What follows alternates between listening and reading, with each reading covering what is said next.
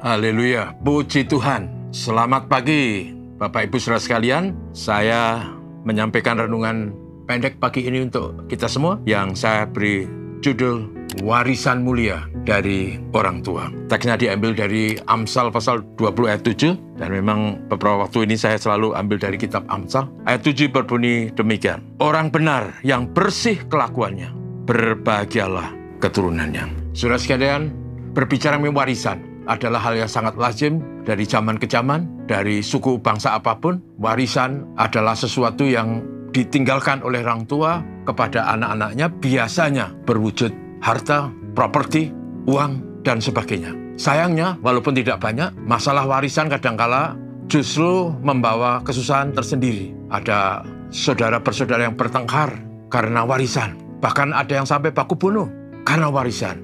Ada juga anak-anak yang membuli orang tuanya karena warisan yang diberikan kepada anak-anak dipandang tidak adil. Ada yang mendapat tanah di bagian depan, ada yang mendapat di bagian belakang, dan karena itu yang mendapat di bagian belakang menjadi tidak senang, sakit hati, dan membuli papa mama yang melahirkan. Saudara sekalian, teks yang kita baca tadi berbicara mengenai warisan yang berbeda wujudnya. Dikatakan di sana bahwa orang tua yang bersih kelakuannya, yang hidupnya benar dan baik, akan membuat anak-anaknya berbahagia. Saudaraku, apa artinya?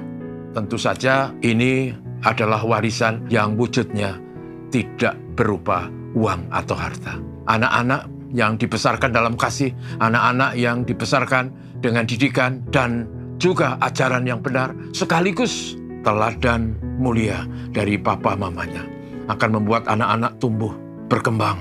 Anak-anak menjadi anak-anak yang sehat secara mental, spiritual. Anak-anak menjadi bangga bahwa mereka punya papa mama yang memberi teladan dan didikan yang baik. Bukan papa mama yang meninggalkan jejak-jejak buruk, citra-citra negatif yang sering didengar dari para tetangga, dari orang-orang di sekitarnya. Bayangkan kalau orang tua berperilaku jahat, orang tua yang serakah, orang tua yang melakukan hal yang tidak baik, katakanlah orang tua yang melakukan korupsi atau yang mencuri, atau orang tua yang mengumbar hawa nafsu birahi sampai akhirnya berzina dan ketangkap basah, maka anak-anak akan mewarisi beban mental. Anak-anak tumbuh dalam keraguan dan rasa malu.